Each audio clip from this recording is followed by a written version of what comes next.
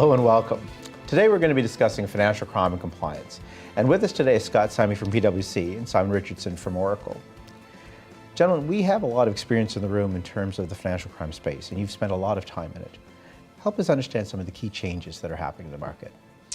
I think for me, it's very much an evolution that's happening at the moment. So moving from essentially probably what was 5 years ago, very much tick box, have to have something in place, to actually trying to describe the real risks and try to actually identify where financial crime is happening within the business. And very much more focused, not trying to say one size fits all, trying to work out for different types of customers or different types of products, where does the real risk actually happen within those products or those people essentially. Okay. And I think a lot of that evolution, revolution even, is maybe enabled by some new technology capabilities, whether we're looking at things like robotic process automation, graph analytics, AI, machine learning. These are all helping drive innovation in the compliance space and giving financial institutions some new capability that they can use to really take their compliance processes to the next level. Okay. So with that said, do you think clients are seeing compliance as a competitive advantage in terms of how they're engaging? In a very small area, I'd say they do. Okay. I think you're seeing compliance as a competitive environment in terms of potentially where you can identify where the wrong product has been sold to a client. So, for example, they could get better leverage from having the right product with a client. They could have, for example, a retail account where they need to have a private banking account. So it's identifying those types of difference. I think the key to a lot of these is actually having good data. So if you can actually drive a compliance program to have good internal and external data coming into your systems, you can then leverage that for other uses, which is always very key to actually having effective controls. No, agreed.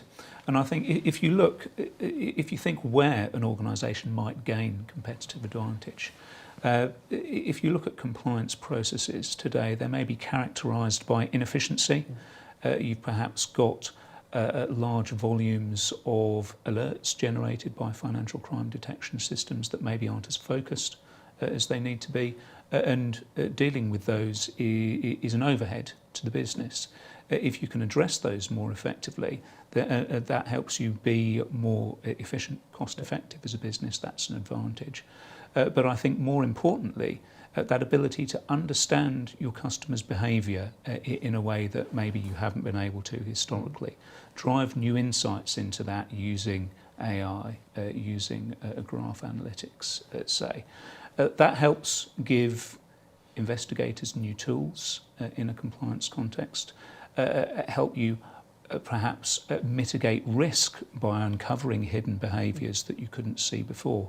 All of these things bring a more efficient compliance process and give you a platform, I think, that you can use to differentiate, in the sense that the same tools you're using to uncover suspicious behaviour, you can maybe use as a platform to predict upsell opportunities for customers who might be at a higher risk of exit of your organisation. And if you can use that compliance infrastructure to drive new insights across the business, I think that is a genuine competitive advantage. So truly turning compliance into a business driver versus a regulatory need to have. For sure. Right? Yeah. Okay. Scott, Simon, thank you both very much. I really appreciate your time. Yeah. Pleasure. Financial crime and compliance. It's a topic that PwC and Oracle have been working on for quite some time. We look forward to talking to you about it. Thank you very much for joining us today.